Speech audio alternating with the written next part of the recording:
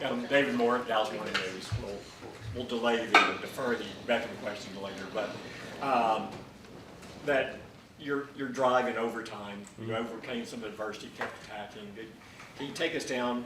I think Mike was saying you knew from like second down on you were going to go for it on fourth down if you were in that situation. So can you take us through second down, third down, fourth down, and just your thoughts? Yeah, the last sequence, a few plays before that, we got the first down, went with a movement, incomplete. Second down, went with the draw. That's where the penalty obviously occurred.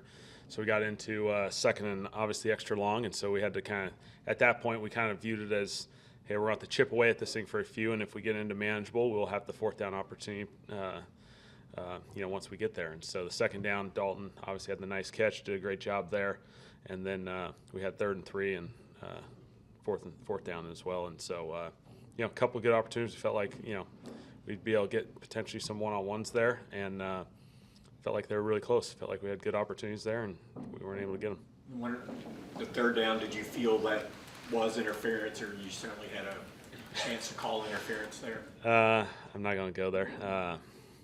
We felt like we had a one-on-one opportunity. Felt good about it. Obviously, we'll see what we can learn from that, from our side of it, and keep going. And on fourth down, just what you were looking to do there on that play. Yeah. Based off that one, just giving ourselves an opportunity for a high-low opportunity. CD, if it's man, has a runaway, and if not, you got Michael and Schultz kind of creating a high-low in the middle of the field, and so felt like there was a progression there, and they covered it well. And as we moved off the spot, we weren't able to stay alive. Michael Gelkin, Dallas Morning News. Can you walk us through both interceptions and how you saw the communication, the coverage read, and spacing? Yeah, 2 plays where just there's some anticipation and timing associated with it. The first one is a kind of a specialty situational play that usually you use down more in the low red. It's a trust throw. There's a little bit of traffic there, and that was probably at the lowest threshold that we traditionally use that play. It was a little bit tight, but we felt good about it going into it. Obviously, it didn't turn out the way we had hoped and anticipated, being able to clear out the coverage and create an opportunity there. And then the second one was, it's a vertical opportunity where the receiver certainly has opportunity. It's a bender, middle read sort of type route, and so it's a route those guys run all the time. They're CD and Dak are going to complete 2 or 3 every single week. That's what they've done for 3+ years, 3 years now, and so just not on the same page there. I think those guys see it the same way now, and what happens sometimes is the defense is going to give you some junky looks that look a little bit different, and so those guys, just spending time, on those because they've had a ton of success with it. We just weren't on the same page there. I can see they're in their third season technically together, but CD's rookie year, there's a pandemic, Dak gets injured. Last year, also some injuries. They've lost a lot of time and tasks along the way. Do you still feel like they're at that third-year level, or is that communication? Are there things that show up that maybe wouldn't otherwise?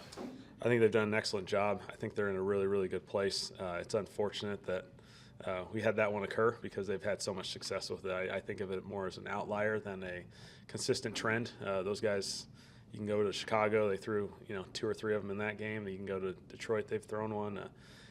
That's a very common route for us. And overtime, it was the exact same route. The second play of overtime, CD runs the exact same route. They throw it just like we probably would have anticipated it going in that third down scenario. And so I feel really comfortable with where those guys are. It was unfortunate. Hopefully we take the growing pains and go through that. Todd Archer with ESPN. On the first one, it's third down and you guarantee 3 points. If it's not clean, why not just throw it out of the stadium? Yeah, certainly there's a part of that. I think guys feel really confident in plays, and so that's part of it. You have success with the play. You see it over and over again over the course of weeks, and so when you feel like you have that trust factor, you want to let it rip. And so I think you always got to be hesitant to have guys play passive and conservative, and that can be a challenge. But certainly we definitely lost points there in a very tight battle, which it ultimately ended up being. Aside from the offside penalty, that's not the point of the question. Jalen he was your guys' go-to wide receiver in 13 personnel. Why was that his opportunity this game? I think just in the rotations, just we're always looking at different roles that guys can kind of master and have their packages, and felt like Jalen had an opportunity there and help alleviate some of the other guys based off the play concepts that were in that package, and Jalen could kind of master the run game with the intricacies of the run game plays that were in that package, and then also the pass game. There was a couple movement opportunities there that felt like we can give him that role, and then he would get whatever he needs from a substitution standpoint for the other guys. Dak's always been a guy that's been careful with the ball. He's got 6 touchdowns and 4 picks in his 4 games. Does that kind of surprise you that the picks are as high as they are in the games that he's played?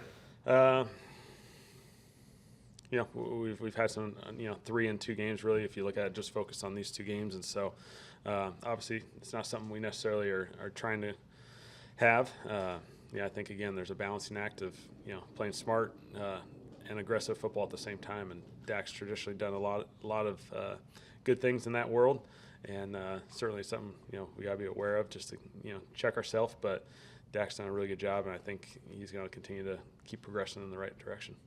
Whenever Z comes back, or with what Tony's been able to do the last couple of weeks, are you allowed to do more with those guys individually and collectively now that you see more from Tony? I think the exact element of it. Individually, we feel great about both those guys. It'll be great.